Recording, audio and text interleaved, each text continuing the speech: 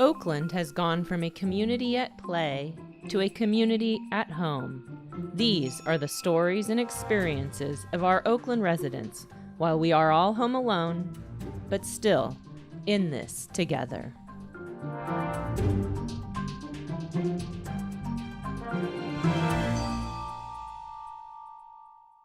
My name is Tajai Massey. I'm a longtime musician with the crew Hieroglyphics and Souls of Mischief.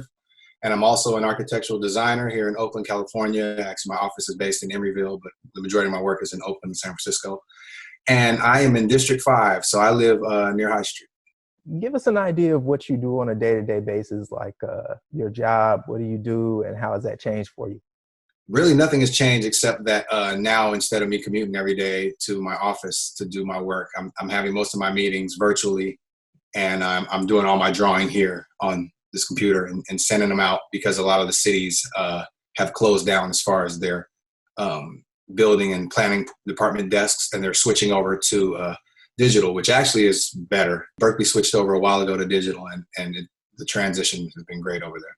Who's sheltering in place with you? You family? Are you all alone? All right, so there are 5 of us here. There's me, my lady, my eldest daughter who's 23 and her partner, and then my youngest daughter who's 8. So 5 of us in the house, and then we have a piano teacher. He's like a recurring role on our sitcom.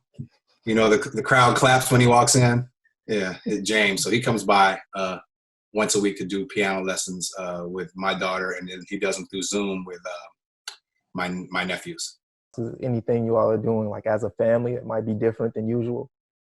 Yoga, inside yoga, and then twice a week we do jujitsu through Zoom with our school, Iron Wave, which is normally on First and International. We've been knife throwing and painting, and we set up a maker space in the garage. So we've got 3D printers, a couple of those, and laser cutters and things like that in there. So we've been doing a few family projects. You posted a shield you were building. It was a design from a classmate of yours. Can you tell us about that? I went to Berkeley for architecture school. And one of my buddies who went there as well, he's sort of an inventor. So he creates products. One of the things he created in sort of this interim time where we didn't have enough PPE is a face shield that you make out of a transparency sheet and acrylic, all cut on a laser cutter. We were joining them since we had the capacity to do it.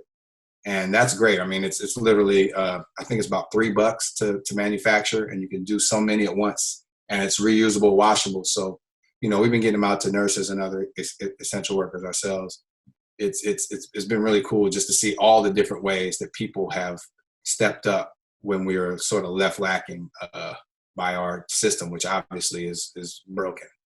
What are you missing most during this time? I miss my mom probably the most, but I see her through the window. We do food exchanges and things like that. And so that's been tough. My daughters went over there and swam on Saturday, but they couldn't interact with my mom. She was inside, like, watching them. So I think that's the toughest part is, or the thing we miss the most is being able to interact with our family members who are more advanced in age. I think we're forever changed by this. How do you think society will change? What do you think will be different? It's hard for me to say what society is going to do because, I mean, look at our president. I mean, society voted for him. For me, I'm hoping that the 40-hour work week and just being away from your family for large swaths of your life is gonna change. I mean, I think it is for me.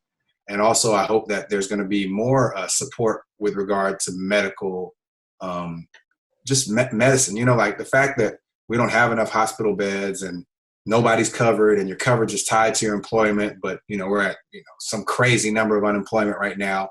Businesses are shut down. There's no safety net. Hopefully we'll stop playing world police and take some of that money and put it towards this kind of safety net. Because in the end, I think that if society has a safety net and people feel confident that they can make mistakes, they can take more risks. And with those risks will come the big money and all this stuff that the masters of our society sort of want us to chase after all the time.